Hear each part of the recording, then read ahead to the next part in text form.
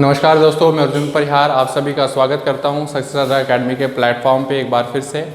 तो miscellaneous lecture series हमने computer में शुरू की है।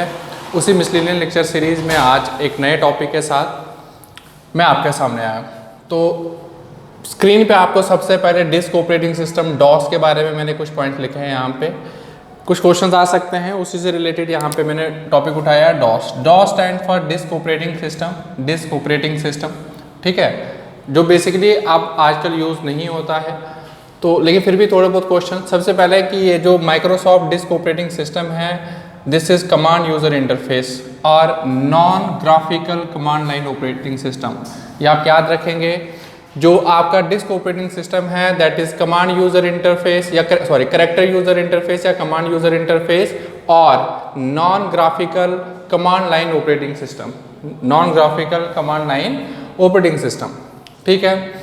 नेक्स्ट इज ये जो डॉस था disk operating system, it was created for IBM computer. Microsoft ने इसको डेवलप किया था for IBM compatible computers and was first introduced by Microsoft in August 1981 में इसको पहली बार इंट्रोड्यूस किया गया था और लास्ट टाइम इसको अपडेट किया गया था 1984 में, जब MS DOS 6.22 को रिलीज़ किया गया था 1994 में। उसके बाद से जो डिस्क ऑपरेटिंग सिस्टम है वो हम कॉमनली यूज़ नहीं करते हैं। After that disc operating system last जो अपडेट आया डिस्क ऑपरेटिंग सिस्टम का, that was in 1994 and after that MS disc operating system is not commonly use today.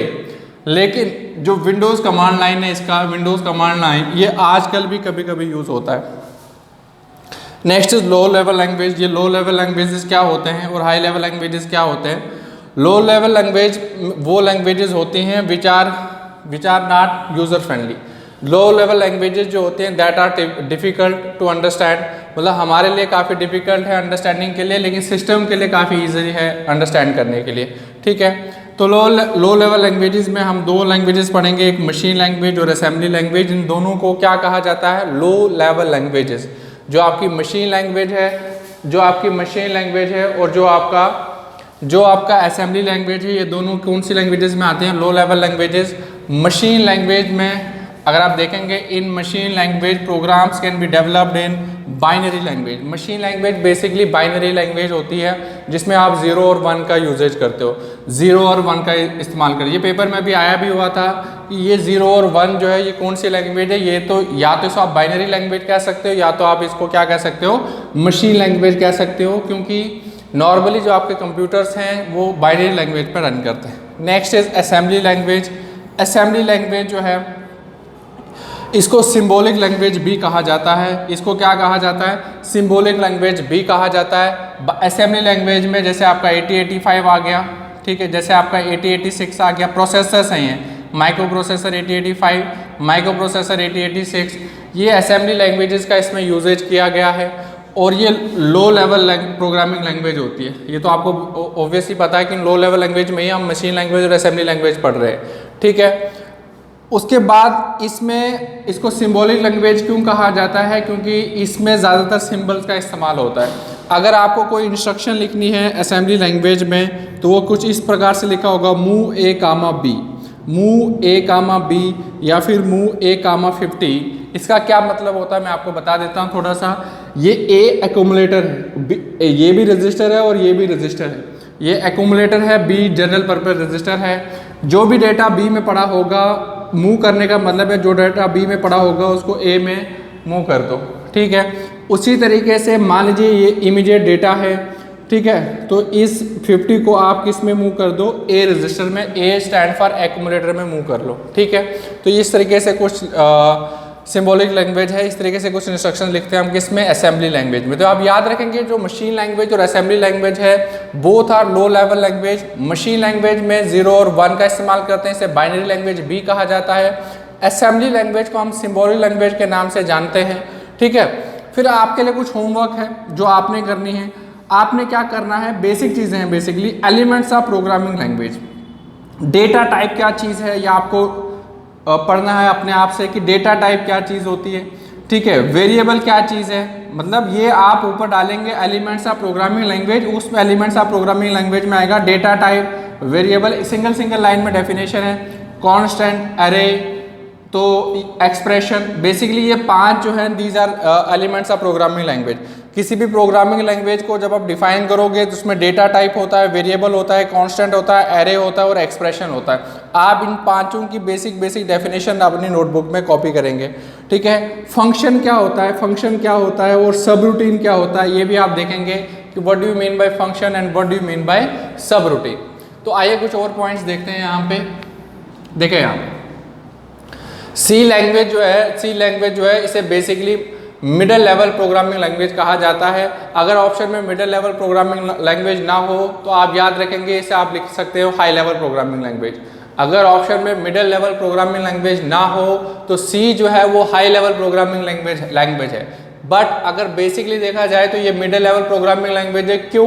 क्योंकि ये कॉम्बिनेशन है किसका, हाई लेवल और लो लेवल लैंग्वेजेस का। इसमें हाई लेवल लैंग्वेज का भी इस्तेमाल है, इसमें लो लेवल लैंग्वेज का भी इस्तेमाल है, इसलिए इसको क्या कहा जाता है, मिडिल लेवल प्रोग्रामिंग लैंग्वेज। सी को क्या कहा जाता है, जो सी लैंग्वेज है उसे मिडिल लेवल प्रोग्रामिंग लैंग्वेज भी कहा जाता है, ठीक है। इसका दूसरा नाम है प्रोसीजरल लैंग्वेज भी कहा जाता है। इसको क्या लैंग्वेज कहा जाता है, प्रोसीजरल लैंग्वेज भी कहा जाता है। और मिडिल लेवल लैंग्वेज इसलिए कहते हैं क्योंकि इसमें कॉम्बिनेशन है किसका, दोनों का, हाई लेवल लैंग्वेज और लो लेवल लैंग्वेज का, ठीक है। उसके बाद C++, आपको पता है C++ जो है that is also high level language. C जो है C++ is a high level language, basically object oriented programming language है। क्या है ये, ऑब्जेक्ट ओरिएंटेड प्रोग्रामिंग लैंग्वेज, ठीक है। Java is another object oriented programming language.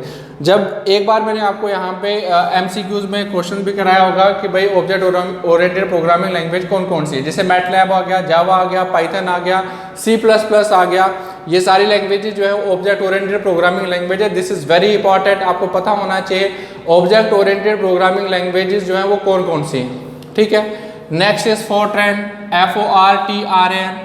Fortran stands for formula translation. Fortran stands for formula translation. Basically, it was developed for scientific applications. It was developed for क्या purpose है इसका, scientific applications में इसका काम इस्तेमाल होता है।